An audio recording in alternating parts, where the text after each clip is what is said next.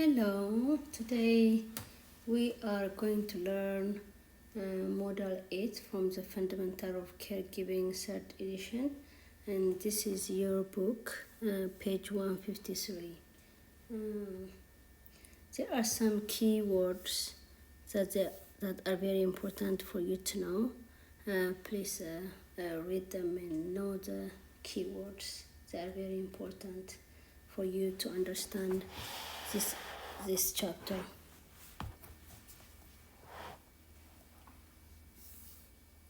Okay, skin. Skin is the largest organ of the body. Skin is the first line of defense a client has to get from heat, cold, infection.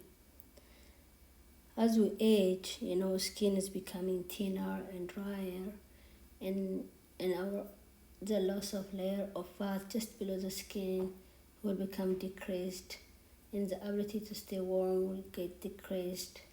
The sweat glands, they lose their ability to cool the body. The loss of ability to feel pain, heat, and light will decrease as we age. So it's very important to promote the healthy skin. There are 5 ways to keep skin healthy.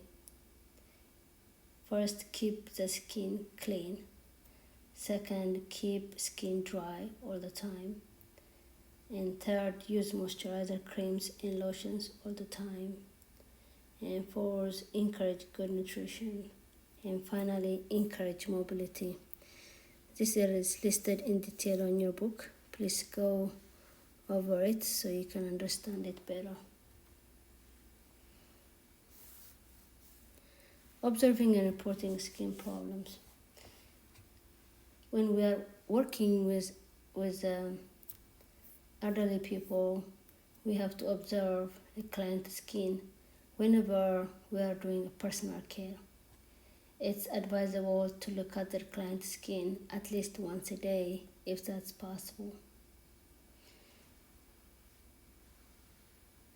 You can see there's a lot of problems that are coming with the skin: pressure, injuries, status vein, arthritis, ulcers, rashes, burns, and skin cancer. So generally, what are we looking for? So when we are looking at client skin, we are looking for redness, swelling, or change in temperature, a break in the skin, or can be rash or pain or odor, anything that are new for the client. Pressure injuries. Pressure injuries are very common among old adults. They are painful and debilitating, and they can lead to serious, even life-threatening infection. What are the causes of pressure injuries? Immobility is the number one cause of pressure injuries. When a person sits or lies in a position too long without moving, the weight of the body puts pressure on the skin and muscles. This unrelieved pressure cuts off blood supply to the skin. Without the blood supply, the skin eventually, the muscles under it dies and pressure injury forms. The amount of pressure needed to cause a pressure injury range from a small amount of pressure for a long time to high pressure for a short time. Pressure injuries can also be caused when the skin is weakened by different conditions like friction, too much moisture on the skin, dryness, irritation, sweat, feces, malnutrition, some chronic conditions or diseases, and circulatory conditions. What do pressure injuries look like? It depends how severe it is, but usually the first sign of pressure injury is redness for light skinned people, and for dark skinned people it looks like blue, red, or purple. Or sometimes we can see an open area. It might be small, like a dime, or wide as a Q-tip, or maybe it can look like abrasion or scrape blister. It's very hard sometimes to see, but it's good idea to look at and observe clients. There are pressure points on our body that we need to take notice. These are like the bony areas. So those areas we need to relieve pressure so the clients don't get any pressure injuries. So what do we do if we see a problem? Anytime caregivers see any redness or on unbroken skin or feel heat in the area lasting 15 to 30 minutes, we need to reposition the client immediately and report to the appropriate person and document. But do not massage the area, do not use heat lamp, hair dryer, or benadine to dry it. That can cause further injury. Do not use lotions or creams that keep the skin overly moist. That can cause skin breakdown. There are a lot of skills in these chapters. The skills are listed on the back of the book on page 422 and 23. The first skill is turn and reposition a client in bed.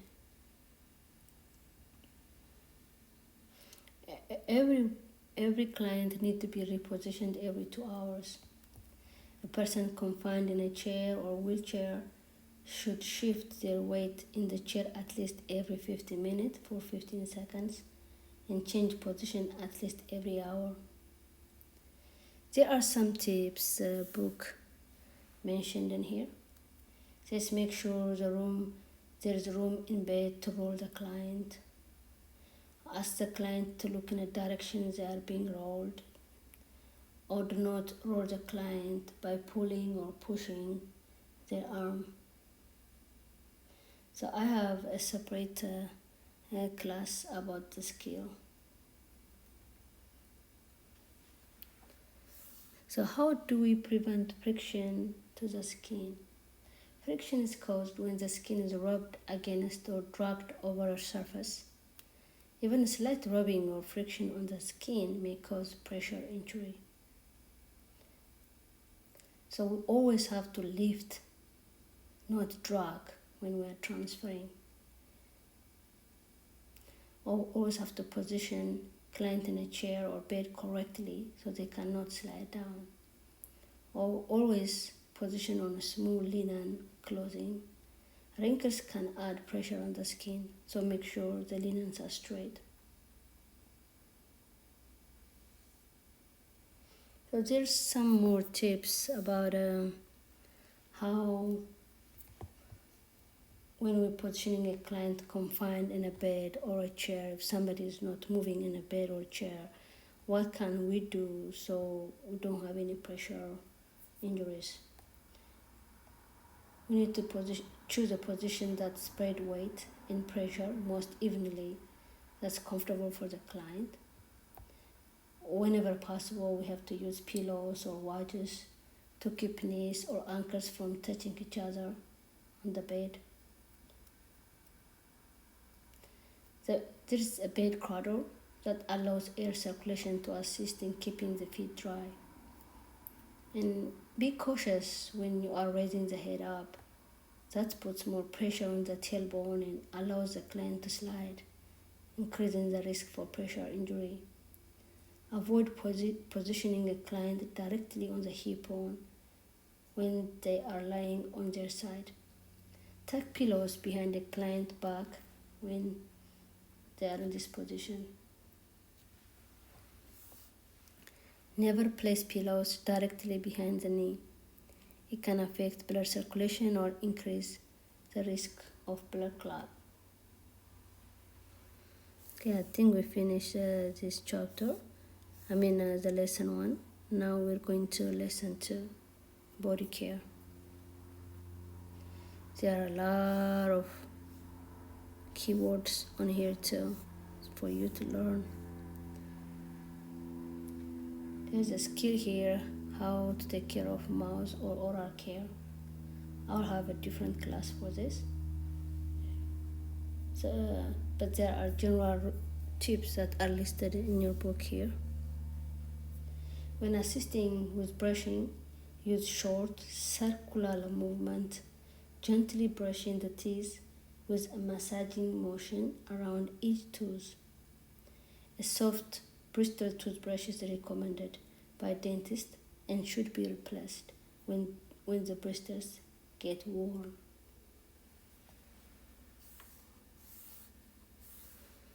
The next skill is clean and store dentures. I'll have a separate class for this too. This skill is found on page 423. There are some tips that are listed in your book about this too. It says line the sink with a washcloth or soft towel before cleaning dentures. This helps prevent breaking in case you drop the denture during the cleaning process. Allow dentures to soak overnight for several hours depending on dentist recommendations or the client preference. Inspect denture for cracks, chips, or broken teeth. Dentures can chip, crack, or break if only dropped for a few inches. They are also slippery. Take extra care to avoid dropping them. Avoid hard bristle toothbrushes that can damage dentures. Do not put dentures in hot water. Place clean dentures on a clean surface, such as the denture cup after it is rinsed. Do not soak dentures in bleach water. Ask the client what denture cleaning products they use. Never soak dirty dentures. Always brush first to remove the food debris from it. Okay, the next one is another skill. Shave with a safety razor. I'll have a different class about this.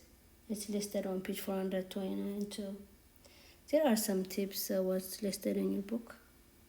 It says do not press down hard or move the razor or shaver too fast over a client's face. Shave the side of the face first, then under the nose and mouth. Clients taking blood thinning medication should be encouraged to use an electric razor. Clean the shaver's screen and cutter regularly. It's good to clean a shaver after every third shave or best after every shave.